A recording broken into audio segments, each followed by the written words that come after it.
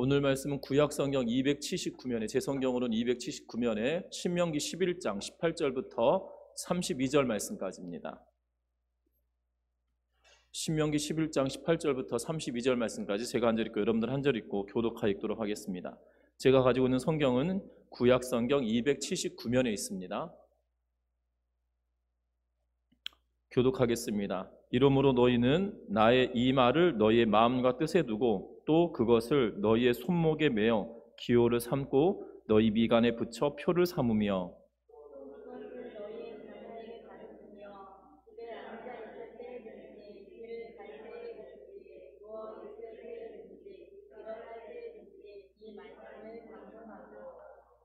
또 내 집 문설주와 바깥문에 기록하라.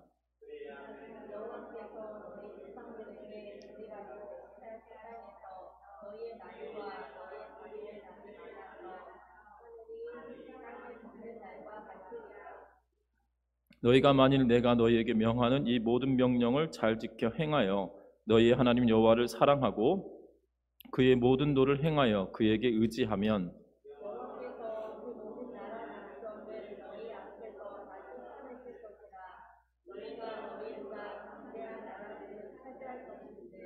너희의 발바닥으로 밟는 곳은 다 너희의 소유가 되리니 너희의 경계는 곧 광야에서부터 레바논까지와 유브라데 강에서부터 서해까지라.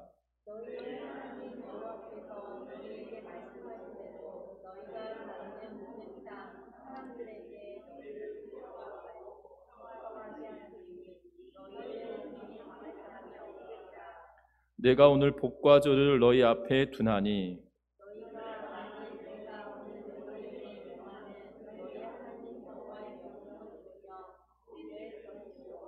너희가 만일 내가 오늘 너희에게 명령하는 도에서 돌이켜 떠나 너희의 하나님 여호와의 명령을 듣지 아니하고 본래 알지 못하던 다른 신들을 따르면 저주를 받으리라.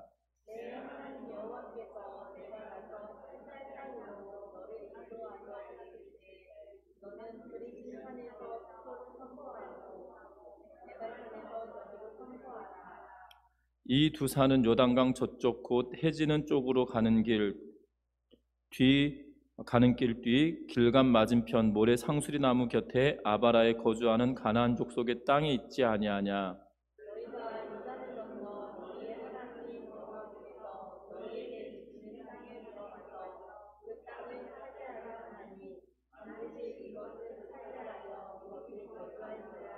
같이 읽습니다.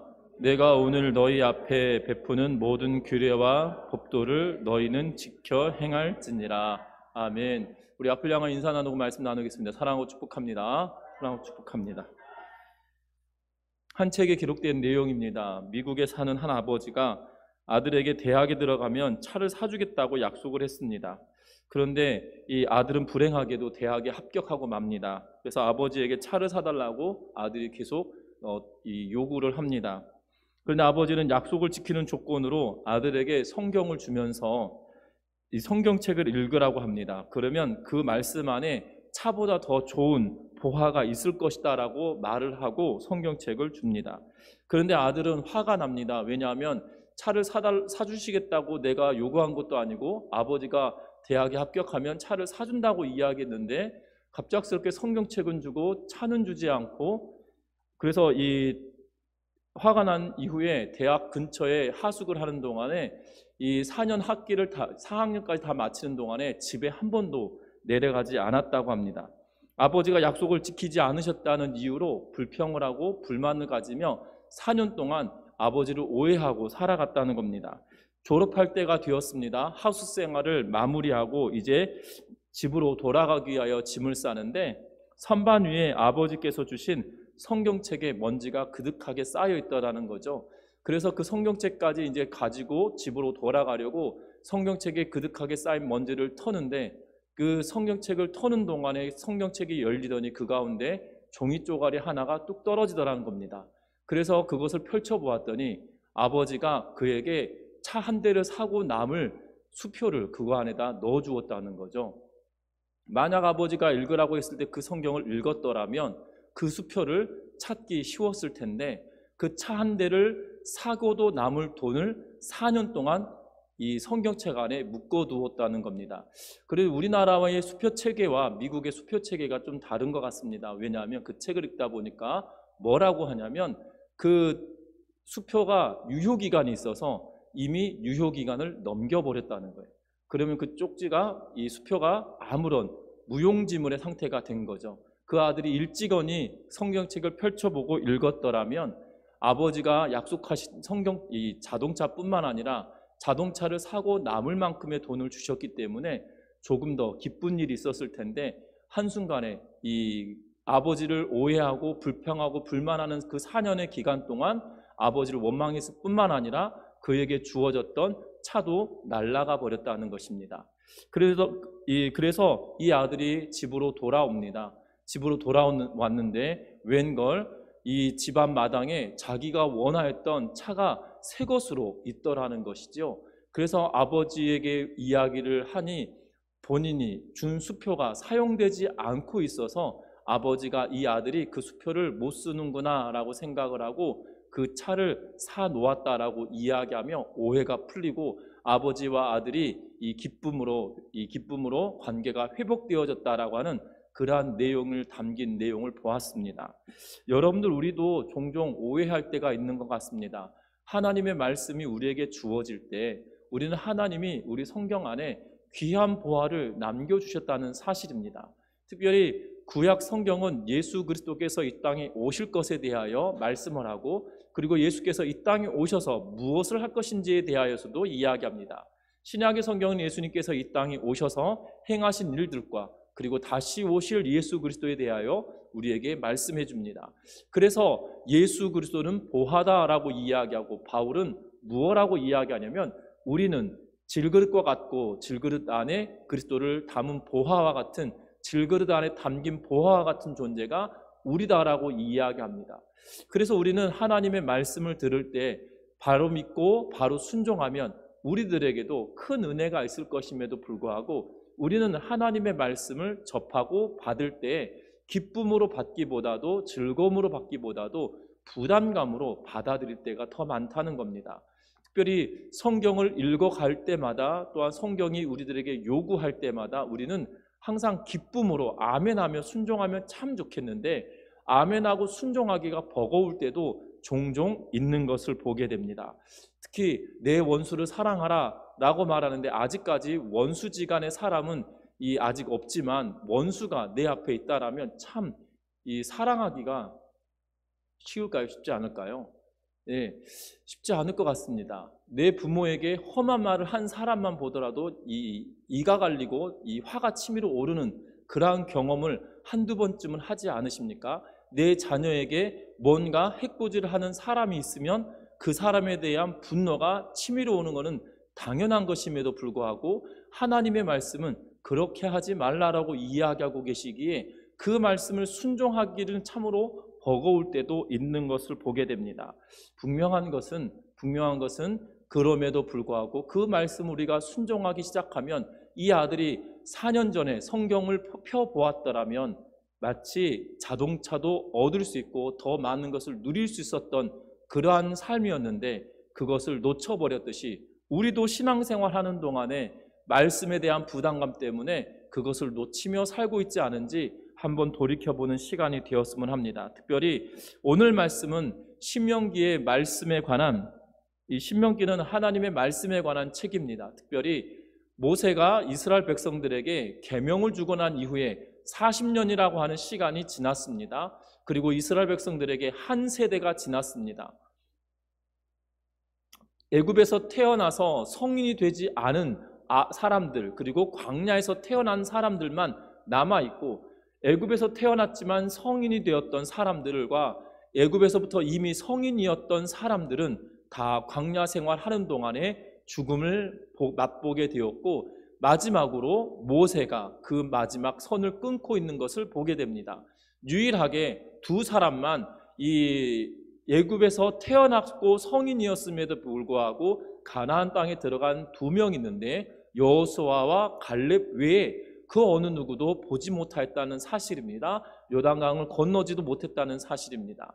모세가 그러하기에 세대가 바뀐 그들에게 하나님의 말씀을 다시 설명해주고 기록해줌으로 인하여 새로운 세대들에게 하나님의 말씀을 각인시켜주고 있는 것을 보게 됩니다.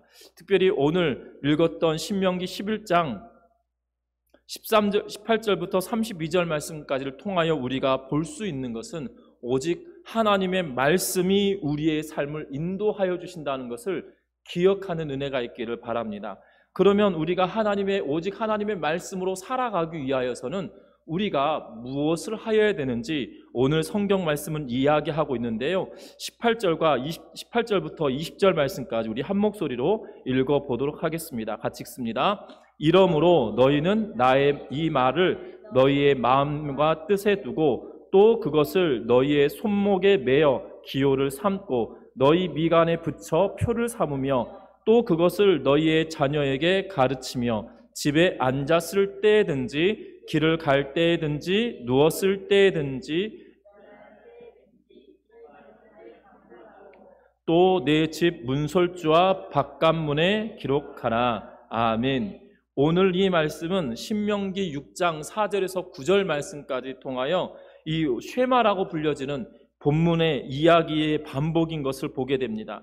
특별히 21절 말씀에 보면 이렇게 말합니다. 그리하면 여호와께서 너희 조상들에게 주리라고 맹세하신 땅에서 너희의 날과 너희 자녀의 날이 많아서 하늘이 땅을 덮는 날과 같으리라 라고 이야기하면서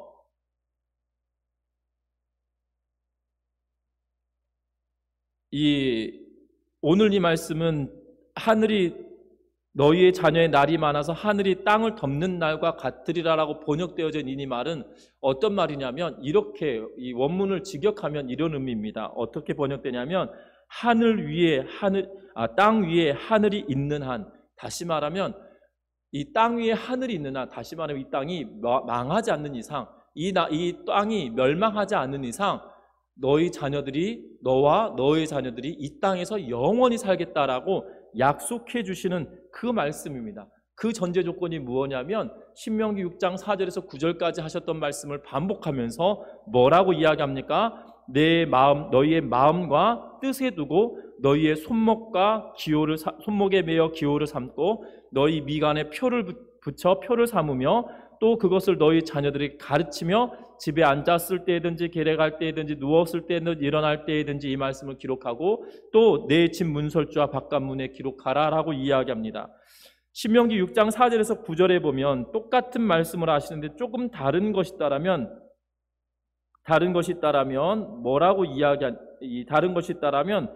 이 내 하나님 여호와를 사랑하라라고 하는 단어가 18절과 19절 사이에 하나 끼어져 있는데 그것 말고는 동일한 말을 반복하며 하고 있다는 사실입니다.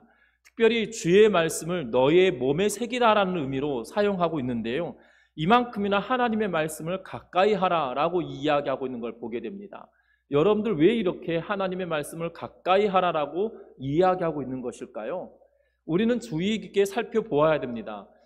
창세기부터 시작하여 모세는 5권의 책을 쓰면서 이 신명기에 와서 뭐라고 이야기하냐면 너희는 너희의 몸에 새기는 것처럼 이 말씀을 가까이 해라. 너희의 손목에 너희의 이마에 붙여라. 그리고 너희가 나갈 때든지 들어갈 때든지 볼 수 있도록 문설주와 바깥문에 기록해 두어라 라고 이야기하고 있는 것을 보게 되어집니다. 여러분들 왜 그럴까요? 왜 마치 몸에 새기듯이 이렇게 하라고 요구하시는 것일까요? 여러분들 잘 아셔야 되는 것은 이스라엘 백성들은 400년 동안이나 애굽에서 종살이를 하였던 400년 가까운 시간 동안 370여 년, 또 어떤 학자에 따라 380년 이상이다라고 말하는데요. 어찌되었든 굉장히 긴 기간 동안에 노예의 삶을 살아갑니다. 노예의 삶을 살아갈 때 우리는 하나님을 섬겼을 거라고 생각하시나요? 결코 그렇지 않다는 거죠. 이미 노예로 삶을 살아가고 있던 그들에게 애굽의 문화 속에서 살아가던 사람들은 당연한 것이라는 겁니다. 하나님을 섬겼던 그들이 이제는 하나님을 섬길 수 없는 상황이 되어지고 마치 북한에서 지하교회에서 신앙생활하고 있는 그러한 성도들의 모습과 동일하게 그러한 삶들로 살아가고 있는 신앙생활일 수도 있다는 것이지요. 분명한 것은 그렇게 삶을 살아왔던 그들이 가나안 땅에 들어가서 신앙생활할 때 쉽게 신앙생활할 수 있을 거라 생각하면 큰 오산이라는 것이에요. 여러분들 결혼하고 나서 여러분들 아내와 남편이 새로운 문화가 충돌하기 시작합니다. 여러분들 새로운 문화가 충돌을 합니다. 그런데 이 충돌되어진 문화 속에서 문화를 인정하고 또한 습득하고 또한 깨닫고 이해하지 못하면 내 행동이 바뀌어지거나 배우자의 행동이 바뀌어지지 않는다는 거예요. 그 사람에 대한 이해가 되어질 때 이것을 요구하면 내가 이것을 따라갈 수 있는 이해가 되어져서 쉽게 우리의 생각과 행동을 바꾸게 되어진다는 거죠. 그런데 분명한 것은 이스라엘 백성들이 삶을 갑자기 뒤바꾼다 쉽지 않은 일입니다. 또한 그들이 광야길을 가는 동안에 한 세대가 바뀌었다 할지라도 그들의 부모를 통하여 생하였던 일들이 여전히 고스란히 그들이 배우고 습득해 왔던 일들이라는 거예요. 가나안 땅을 향해 가고 있던 그 광야길 동안에 이스라엘 백성들은 무엇하였습니까? 우리가 지난 시간에 보았던 것처럼 반역을 행하고 말씀을 지키지 않으며 불평과 불만으로 일삼아왔던 일들은 종종 있었던 일이었다라고 모세는 콕 집어 이야기하고 있다는 것이에요. 그것이 답습되어지고 그것이 체득되어졌던 이스라엘 백성들에게 그들의 삶을 바꿀 수 있는 유일한 길은 하나님의 말씀을 그들의 몸에 새기는 일이었다는 거죠. 문신을 새기라 이것이 아니라 표를 삼아서 손목에 메고 이마에 두고 문설주와 바깥문에 새겨두어서 들어갈 때마다 나갈 때마다 그 말씀을 기억하게 하고 심지어 걸어갈 때 상대편의 이마를 보고 내 손목에 있는 표를 보면서 하나님의 말씀을 가까이 할 수 있도록 우리의 삶을 체득하도록 만들어가고 있는 것을 보게 되어집니다. 여러분들 놀랍지 않으십니까? 여러분들 종종 한 번씩은 해보지 않으셨습니까? 내가 무엇을 잘 잊어버리면 반드시 해야 될 것이 있으면 잊어버리지 않기 위하여 어떠한 일들을 행하십니까? 싱크대에다가 적어 붙여놓기도 하고 냉장고에다 적어 붙여놓기도 하고 손바닥에다 적어놓기도 하고 심지어 나가는 문짝에다가도 딱 붙여서 내가 나가기 직전에 심지어 가스밸브 확인하시기 전기 다 끄고 나가기 그런 걸 꼭 문 앞에다가 하나씩 붙여놓는 걸 보게 됩니다. 심지어 이렇게 여기서는 아직 못 봤지만 전에 사역했던 교회들을 보면 대신방을 하거나 신방하다가 나올 때 보면 현관문에 붙어있는 경우들이 종종 발견되곤 해요. 그러면 이렇게 묻습니다. 이거 뭡니까? 라고 물으면 막 웃으시면서 내가 너무 잊어버려가지고 나갈 때도 이렇게 써놨는데 이것도 잊어버릴 때가 있다면서 하시는 분들을 종종 보게 되어져요. 우리의 생활과 습관을 바꾸기 위하여 노력하는 거잖아요. 하나님도 우리들에게 동일하게 말씀하시는 거죠. 네 이마에 두고 네 손목에 메어두고 그리고 나갈 때 들어올 때 볼 수 있도록 문설주와 인방에 써놓고 새겨둬라라고 이야기하고 있다는 것입니다. 저와 여러분들 우리가 신앙생활하고 우리가 하나님을 기쁘시게 하는 삶으로 살아간다는 것은 굉장히 쉽지 않은 일이에요. 왜냐하면 우리가 죄의 종로를 타던 우리들이 하나님의 백성된 삶을 살아간다는 게 쉽지 않기 때문입니다. 우리의 몸으로 이미 체득되어졌어요. 본성적으로 죄를 지을 수밖에 없는 존재들임에도 불구하고 하나님의 백성 되어져서 죄를 짓지 않는 존재가 된 것이 아니라 죄 지을 수밖에 없는 존재인데 하나님께서 우리를 용서하시고 죄 없다 여겨주시는 상태이기 때문에 우리가 의롭게 여겨지는 것이거든요. 그러하게 우리의 본성과 우리의 생각과 우리의 마음은 여전히 죄악 가운데 살아가기를 갈망하는 모습인 것처럼 보여질 때가 있다는 거죠. 그것을 끊어내는 고리가 무엇이냐? 하나님의 말씀이 내 삶에 체득되어지도록 머리에 이마에 표를 붙이고 손목에 메어서 기호를 삼아서 날마다 그것을 묵상하고 날마다 그것을 깨닫고 날마다 그것을 바라보면서 그 말씀대로 살아가려고 애쓰는 그러한 삶이다라는 것을 기억하시기를 바랍니다. 우리들의 삶은 어떠합니까? 하나님의 말씀을 내 삶에 체득하기 위해서 그렇게 몸부림치고 있지 않은지, 몸부림쳐야 하는데 몸부림치지 않고 있지 않은지 한번 살펴보아야 된다는 거죠. 가스레인지 불 끄기 위하여서 현관문 앞에다가 적어놓은 그 열심이 우리에겐 성경을 가까이 하려고 하는 열심만 못하다라면 안타까운 일인 거죠. 저와 여러분들 기억할 것은 하나님의 말씀을 그 정도로 사랑할 수 있는 은혜가 있기를 주의 이름으로 부탁합니다. 여러분들 우리의 믿음의 선배들은 역사적인 기록, 한국 교회사의 역사의 기록들을 통하여서 보면 저 전라남도 목포에서 먹을 것을 싸서 평양에 부흥회가 있으면 평양까지 걸어 올라가서 그곳에서 밥을 지어 먹으면서 말씀을 듣기 위하여 사모하였던 일들이 기록되어져 있는 것을 보게 됩니다. 이 평양에서 선교사님들이 말씀을 증거할 때 멀리 목포에서 짐을 싸가지고 이 식량을 구비해서 올라와서 밥을 지어 먹으면서 말씀을 사모하였던 그들의 모습이 우리들에게도 기록되어져 있다는 거예요. 심지어 제가 가지고 있는 가장 오래된 성경책은 언제 거냐면 1937년판, 1938년에 출판된 책이고요. 심지어 1951년, 52년에 일본에서부터 인쇄해가지고 가지고 온 성경책, 한글말 성경책이 있는데요. 놀랍습니다. 1951년이면 언제입니까? 전쟁통이잖아요. 전쟁통에도 하나님의 말씀을 사모하여서 일본에서 찍은 성경책을 가지고 와서 그것을 읽으려고 했었던 성도들이 있었다는 거죠. 여러분, 전쟁통에 성경을 읽으려고 하는 사람이 없다라면 성경책을 찍어오지 않았을 거예요. 그렇지 않을까요? 우리나라 인구의 당시 6.25, 그러니까 1950년에 기독교 인구가 얼마나 되는지는 명확하게 기록되어져 있는 것은 없지만 그래도 지금에 비하면 많지 않은 그리스도인들에게 성경책을 공급하여 주기 위해서 출판해 온다는 것은 쉽지 않은 일이었을 수도 있다는 거예요. 그러나 성경을 읽기 위하여 그 전쟁통에도 찍어서 가지고 왔다는 것은 놀라운 일이라는 사실이죠. 우리의 믿음의 선배들은 하나님의 말씀을 그만큼이나 사모하였던 사람들이었다는 것이에요.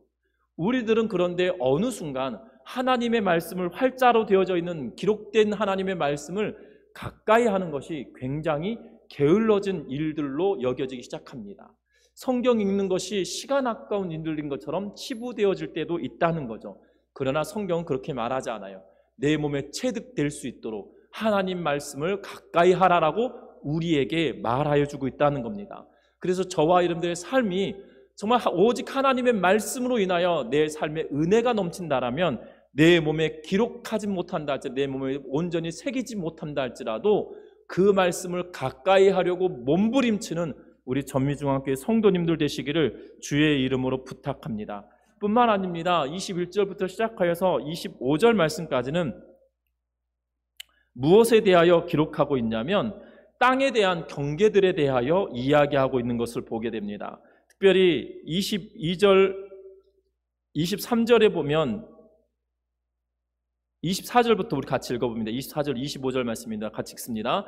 너희의 발바닥으로 밟는 곳은 다 너희의 소유가 되리니 너희의 경계는 곧 광야에서부터 레바논까지와 유브라덴 강에서부터 서해까지라. 너희의 하나님 여호와께서 너희가 밟는 모든 땅 사람들에게 너희를 두려워하고 무서워하게 하시리니 너희를 등이 당할 사람이 없으리라. 아멘. 오늘 이 성경의 말씀에 보면 하나님께서 이스라엘 백성들이 소유하게 될 땅에 대한 경계를 24절과 25절 말씀에 기록해 주고 있는 것을 보게 됩니다. 그런데 이 경계는 단순히 신명기에만 기록되어져 있지 않다는 거예요. 출애굽기 23장 30절과 31절에 보면 동일하게 이스라엘 백성들이 차지할 땅에 대한 경계를 이미 이야기합니다. 더불어 출애굽기 23장뿐만 아니라 민수기 33장 1절부터 15절 가운데서도 동일하게 그 땅의 경계에 대해서도 설명하고 이야기하고 있다는 거죠. 그리고 오늘 본문에서도 동일하게 그 땅에 대한 경계를 말하고 있습니다. 남쪽으로는 이 경계를 뭐라고 이야기합니까? 광야에서부터 네바논까지, 유브라데 강에서부터 서해까지 동서남북에 대하여 이야기하고 있는 것을 보게 됩니다. 여러분들 잘 아셔야 되는 것은 하나님께서 이 땅을 주실 때 뭐라고 이야기합니까? 21절과 22절에 보면 여호와께서 너희 조상들에게 주리라고 맹세하신 땅에서 너희의 날과 너희 자녀의 날이 많아서 하늘의 땅이 덮는 날과 같으리라. 너희가 만일 내가 너희에게 명령하는 이 모든 명령을 잘 지켜 행하여 너희 하나님 여호와를 사랑하고 그의 모든 도를 행하여 그에게 의지하면 이다라고 이야기합니다. 결국 이것을 행하면 너에게 이 땅을 주겠다, 라고 하시는 말씀을 하고 있다는 거죠. 쉽게 말하면 너희에게 이러이러한 것을 주겠다라고 약속하실 때 이스라엘 백성들에게 되어지는 일은 어떠한 마음일까요? 기대함과 또한 기쁨이 그들에게 있을 걸로 보여집니다. 여러분들 그렇지 않을까요? 서두에서 서론을 이야기하면서 이 미국에 있던 한 아버지가 아들에게 대학에 입학하면 내가 차를 사주겠다고 했던 그 약속이 이 아들에게는 무엇이 되었던 거예요? 자동차를 얻을 수 있도록 선물 받을 수 있다는 기쁨과 기대가 그에게 있었기 때문에 열심히 공부했을 수도 있다는 것이지요. 여러분 그렇지 않을까요? 여러분들에게 무엇인가 큰 기대와 기쁨을 주는 것이 여러분들 앞에 있다라면 작은 어려움을 이기고 견뎌낼 수 있을 거란 생각이 들어집니다. 여러분들 그렇지 않겠습니까? 여러분들에게 수백억의 돈을 주겠다. 그런데 여러분들이 1년 동안만 죽도록 고생해라 라고 한다면 여러분들 하실 건가요? 하지 않으실 건가요? 예, 여러분들 믿음이 좋은 분들이, 저는 수백억이면 한번 1년 동안 고생 한번 하는 거 괜찮다라는 생각이 확 들거든요. 여러분들 잘 아셔야 되는 것은 사람의 마음이라는 게 그런 것 같아요. 내가 기쁨과 기대함이 있으면 이 앞에 있는 조건들은 넉넉하게 감당할 만하다는 거죠. 여러분들 지금 이스라엘 백성들에게 주시는 하나님의 약속은 무엇입니까? 그들이 노력하여서 얻는 것이 아니에요. 여러분들 24절과 25절을 읽으시면서 발견했던 건 뭡니까? 너희의 발바닥으로 밟는 것은 다 너희의 소유가 되겠다라고 말씀하세요. 그리고 25절에도 말합니다. 너희의 하나님 여호와께서 너희에게 말씀하신 대로 너희가 밟는 모든 땅 사람들에게 너희를 두려워하고 무서워하게 하겠다라고 하면서 너희를 능히 당할 사람이 없게 만들어 주시겠다라고 약속해 주고 계세요. 다시 말하면 이스라엘 백성들이 들어가서 싸우긴 합니다. 그런데 전쟁을 치르기도 해요. 그런데 놀라운 것은 그들의 능력으로 그 수많은 가나안 땅의 사람들과 전쟁에서 승리할 수 있는 가능성을 있는 사람의 눈으로 보면 불가능한 일이에요. 그럼에도 불구하고 하나님은 이 전쟁에서 승리하게 만들어 주시거든요. 하나님은 이 모든 약속을 지키시기 위하여 하나님은 이미 약속해 주셨고 그것을 능히 지키시기로 약속하시고 실행해 가고 계시다는 거예요. 그렇다면 우리는 기대하고 기쁨으로 우리에게 주어진 말씀을 순종하고 나아갈 수 있는 힘이 우리에게 있다는 거죠. 여러분들 잘 아셔야 되는 것은 하나님이 그냥 가나안 땅 줄게, 이것 줄게, 참아봐 라고 하면서 40년 동안 이렇게 뺑뺑 돌리신 게 아니에요. 여러분 잘 아시는 것은 40년 광야 생활하는 동안에 약속하신 것을 하나님이 이루어가고 계시는 과정이 있었던 거예요. 심지어 그들에게 필요한 대로 먹이시고 입히셨고 그리고 그들이 살아가는 동안에 먹을 것과 입을 것에 대하여 심지어 신발까지도 그들에게 필요한 대로 공급하여 주신 분이 하나님이셨어요. 그러면 그 하나님이 그들에게 약속하여 주신 대로 실행하셨다라면 그러면 나중에 가나안 땅에 들어가서 주실 것도 무엇하신 거예요? 반드시 이루어질 것에 대한 확신이 그들에게 있기에 기쁨과 즐거움으로 받아들일 수 있다는 거죠. 우리들의 신앙생활은 하나님의 말씀이 우리에게 그런 기쁨과 즐거움으로 또한 기대함으로 우리가 받아들이고 있는지 한번 살펴보셔야 돼요. 우리가 하나님의 말씀에 대한 기대와 기쁨이 없는 이유가 무엇일까요? 그것은 하나님의 말씀이 내 삶에 실제로 역사하고 이루어진 것을 경험한 기억이 없기 때문이죠. 여러분들 그렇지 않겠습니까? 어린아이가 이 단 것을 맛보기 시작하면 그 단 것을 얻기 위하여 엄청나게 몸부림치는 것을 보게 되어지죠. 저희 집 이야기에서 참 죄송한데 저희 할머니가 돌아가시기 전에 저희 큰아이가 돌이 되기도 전에 저희 할머니께서 그 아이에게 아이스크림을 맛보게 해주셨어요.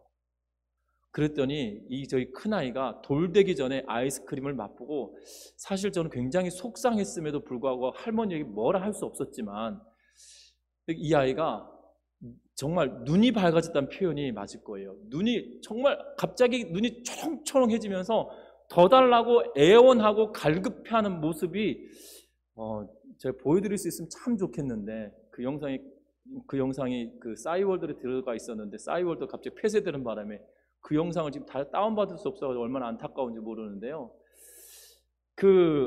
정말 그 표정을 잊을 수가 없어요. 아직도 잊을 수가 없어요. 벌써 십수년이 지났음에도 불구하고 그 아이의 눈동자를 아직도 잊을 수가 없거든요. 그런데 우리의 신앙생활에 하나님의 말씀이 내 삶에 경험되는 걸 내가 맛보고 경험하지 못하니까 뒤에 약속하신 것에 대한 확신이 우리에게 있지 않아요. 여러분 잘 생각해 보셔야 돼요. 그러면 이것을 바꿀 수 있는 방법은 뭘까요? 하나님은 끊임없이 우리에게 공급해 주시고 계시거든요. 약속해 주고 계시거든요. 네가 이 말씀을 지키면 내가 이것을 줄게라고 끊임없이 말씀하셨고, 내 생애를 통틀어서 66권의 말씀을 통해 우리에게 끊임없이 내밀어 주셨다는 거예요. 그런데 우리는 그 길을 걸어가 본 경험이 없고, 그것을 얻어본 경험이 없고, 그 약속을 만져본 경험이 없고, 그 약속을 체험한 경험이 없으니까 나중에 주어질 것에 대한 기대와 기쁨이 우리에겐 있지 않다는 거예요. 이스라엘 백성들에겐 그렇지 않았었다는 거예요. 40년 광야 생활이 매몰차게 하나님이 광야의 어려움으로 내몰았던 것이 아니라 불기둥과 구름기둥으로, 아침에 만나와 메추라기로, 그리고 그들이 40년의 광야길을 걸어가는 동안에 필요한 식량과 그리고 옷과 신발에 이르기까지 필요한 대로 공급하여 주셨다는 사실들을 우리는 말씀을 통하여 보게 되어졌다는 거죠. 그 기대함이 그들에게도 있다는 거고, 또한 그들이 지금 어떠한 상황입니까? 모압 평지에 들어오면서 2번에 걸친 큰 전쟁을 치루었어요. 아모리 왕들과 전쟁을 싸워서 승리하는 것까지도 하나님께서 약속으로 주셨고 성취시켜 주셨다, 이 말이죠. 그 전쟁으로 말미암아 가나안 땅에 들어가서 너희가 밟는 모든 땅을 너희에게 주겠다고 약속하신 그것이 그들에게는 무엇으로 다가옵니까? 실제로 다가온다는 거예요. 현실로 다가온다는 거예요. 그런데 우리들에게도 이것이 동일하게 하나님의 약속의 말씀이 현실로 받아들여지는 은혜가 있기를 주의 이름으로 부탁합니다. 하나님의 말씀이 현실로 받아들여지지 않으면 우리는 속되게 이 공연불이라고 하죠. 아무런 의미가 없는 연불과 같은 거예요. 그런데 우리는 살아계신 하나님이 우리에게 약속하신 그 말씀은 반드시 이루어지고 성취되어진다는 사실을 확신하면서 믿음으로 살아내는, 또 그 맛을 느끼며 살아가는 우리 성도님들 되시기를 주의 이름 부탁합니다. 뿐만 아닙니다. 26절부터 32절 말씀까지는 하나님께서 이스라엘 백성들에게 하라고 하셨던 말씀입니다. 특별히 복과 저주를 너희 앞에 두겠다라고 26절에 이야기하면서 가나안 땅에 들어가면 약속하신 땅에 가라. 특별히 29절 말씀 읽어볼까요? 같이 읽습니다. 내 하나님 여호와께서 내가 가서 차지할 땅으로 너희를 인도하여 들이실 때에 너는 그리심 산에서 축복을 선포하고 에발산에서 저주를 선포하라 라고 말씀하시는 것을 보게 됩니다. 특별히 그리심산과 예발산에서 순종하면 복을 누리게 될 것이다, 그분을 떠나면 저주를 받게 될 것이다 라고 이야기하는 사건들에 대하여 말합니다. 특별히 실제로 여호수아와 더불어 에발산과 그리심산에 이스라엘 백성들이 이렇게 이 진을 이루고 서게 됩니다. 6지파씩 나누어서 그곳에 서게 되고요, 여호수아가 말을 하면 아멘으로 그들이 받아들여지게 되는 것을 보게 됩니다. 그리심산에서는 축복을 선포합니다. 너희가 이러이러이를 행하면 너희 하나님께서 너희에게 이러이러한 것을 행할 것이다 라고 선포하면 아멘 하면 온 회중이 이야기합니다. 반면에 에발산에 서 있는 회중도 너희가 이것을 지켜 행하지 않으면 하나님께서 이것을 저주하겠다라고 하신 말씀을 선포하면 아멘으로 그들이 받아들이고 있는 것을 보게 됩니다. 축복과 저주가 그들이 한꺼번에 선포되며 아멘으로 받아들일 때 그들의 느껴지는 감정은 하나님은 전능하시고 두려운 분으로 받아들여진다는 거죠. 축복과 저주를 좌지우지할 수 있는 능력을 가지신 분이 하나님이시라는 사실이에요. 그러면 그분을 두려워하게 되죠. 겁먹는다는 의미가 아니라 경외함을 그가 갖게 되어진다는 사실입니다. 여러분들 그렇지 않습니까? 저는 어렸을 때 저희 아버지가 180이셨거든요. 그리고 이 체중도 많지 않으셨고, 저희 아버지가 태권도로 중고등학교 시절을 이 체육 특기생으로 학교를 다니셨기 때문에 몸이 굉장히 날래셨던 분이세요. 그리고 지금까지도 항상 꼬리표처럼 따라오는 게 제 카카오톡의 그 프로필 사진을 보시고 아버지가 더 잘생겼네라는 이야기를 수십 번 들었습니다. 그만큼이나 아버지가 잘생기셨던 분이시거든요. 그리고 몸도 호리호리하시고 몸매도 굉장히 좋으셔서 옷을 입으시면 이게 그 핏이 굉장히 잘 나왔던 분이십니다. 그런데 어렸을 때 저희 아버지를 볼 때마다 느꼈던 건 뭐냐면 모든 것을 해결해 주셨어요. 어려움의 문제가 있으면 저한테 어려움의 문제가 있으면 대부분의 모든 것을 해결해 주셨거든요. 그 아버지는 대단히 능력 있으신 분으로 여겼습니다. 그런데 아버지가 제가 나이가 들어가면서 제가 나이 든 만큼 아버지도 연세가 들어가시니까 약해지시고 또한 이 힘이 없어지는 부분들을 보면서 이 인생이라고 하는 게 그런 것이구나 느꼈는데요. 어렸을 때는 저희 아버지가 굉장히 경외감이 넘치는 분이셨어요. 아마 제 딸들도 어렸을 때는 그런 경외감이 있었을 텐데 여러분들도 그렇지 않으셨습니까? 나의 부모나 나의 형이나 아니면 나의 형제들이 나에게 경외감으로 들어올 때는 어떠합니까? 무언가 이것과 저것을 좌지우지할 수 있는 힘이 그에게 있을 때라는 거죠. 여러분들 이스라엘 백성들에게 하나님은 그러한 존재인 거예요. 두려움으로 하나님의 말씀을 기억해야 될 존재였다는 거죠. 경외함으로 하나님의 말씀을 받아야 됐던 그러한 존재들이었다는 거죠. 우리는 하나님의 말씀을 경외함으로 받아들이고 있는지 한번 잘 생각해 봐야 합니다. 하나님의 말씀이 내 삶에 어떠한 의미가 있고 하나님의 말씀이 내 삶에 어떠한 가치가 있는지 한번 잘 점검해 보셔야 된다는 거예요. 여러분들 신앙생활 하는 동안에 여러분들의 크신 은혜가 있을 때를 잘 생각해 보면 하나님의 말씀을 두려워하며 경외함으로 아멘하고 받아들일 때였다는 거예요. 그런데 여러분들 내 삶에 그 경외함이 없어져 버리고 아멘하였던 것이 없어지기 시작한 때는 나에게 은혜가 떨어지기 시작하였던 때라는 것을 기억하면서 하나님의 말씀이 경외함으로 받아들여지고 아멘으로 받아들여지고 두려움으로 받아들여지는 은혜가 있기를 주의 이름으로 부탁드립니다. 그래서 하나님께서 약속하신 그 능력을, 하나님의 약속하신 그 복을 누리며 살아가는 우리 전미중학교 성도님들 되셨으면 좋겠어요. 저는 기대합니다. 우리 전미중학교 성도님들이 하나님의 말씀을 굳건하게 붙들고 삶을 살아내면 그 굳건하게 붙드는 성도들이 많아지고 늘어날 때마다 이 전미중학교회가 놀라운 은혜가 이 가운데 임할 거라 확신해요. 왜냐하면 하나님의 말씀을 경외하고 두려워하는 자들에게 하나님은 그 가운데 함께 하시고 역사하기 때문이죠. 인간의 힘으로 하는 것이 교회 공동체가 아니에요. 인간의 생각으로 하는 것이 교회 공동체가 아니라 이 말입니다. 하나님의 말씀이 우리 안에 운행하시고 하나님을 두려워하는 사람들이 늘어나기 시작하고 하나님의 말씀을 아멘으로 받아들이고 순종하는 사람들을 통하여서 하나님은 그 능력에 하나님께서 일하신다는 사실이에요. 이스라엘 백성들이 가나안 땅에 들어갈 때 그들의 힘으로 들어갔습니까? 아니었다는 거예요. 이스라엘 백성들이 가나안 땅에서 축복을 누리며 살아가는 것이 그들의 힘과 능력이었습니까? 아니었다는 거예요. 전혀 그들의 능력으로 할 수 없었던 그것을 하나님께서 만드시고 조성하시며 완성해 가고 계셨다는 사실이죠. 우리 전미중학교 성도들이 하나님의 말씀을 그렇게 받아들이기 시작하고 살아갈 때 여러분들의 가정도 하나님께서 약속하신 그 축복이 여러분들 가정 가운데 임하게 되어질 거라는 것이고, 여러분들이 모여있는 이 공동체가 하나님의 약속의 복이 이 가운데 임하여지게 된다는 사실이고, 여러분들의 삶 가운데 하나님의 약속하신 그 능력이 여러분들의 삶 가운데도 분명하게 나타나기 시작한다는 거예요. 여러분들 그것이 우리에게 은혜가 되시기를 바라고 이것이 일상이 되시기를 주의 이름으로 부탁합니다. 여러분들 다른 것으로 행복해지려고 몸부림치며 애쓰지 않으셨으면 좋겠어요.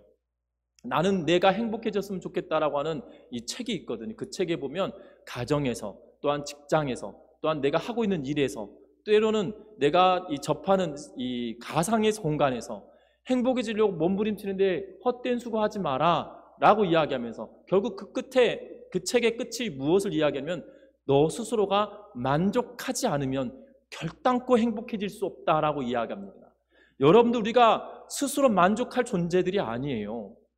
만족할 수 없는 존재예요. 그런데 스스로 만족해질 수 있는 이유가 있다라면 우리가 내 안에 내 중심이 주인이 바뀌어질 때 가능하다는 걸 기억하면서 하나님의 말씀이 내 삶의 주인이고 하나님의 말씀이 내 삶의 근간이 되어져서 내 몸에 새기듯이 하나님의 말씀을 사모하고 두려운 마음으로 하나님의 말씀을 받아들이고 기쁨과 기대함으로 하나님의 말씀을 받아들여서 우리의 삶이 기쁨으로 충만하고 하나님께서 우리에게 공급하여 주시는 놀라운 은혜로 인하여 감사가 충만한, 감사가 그치지 않는 우리의 삶이 되시기를 주의 이름으로 부탁합니다.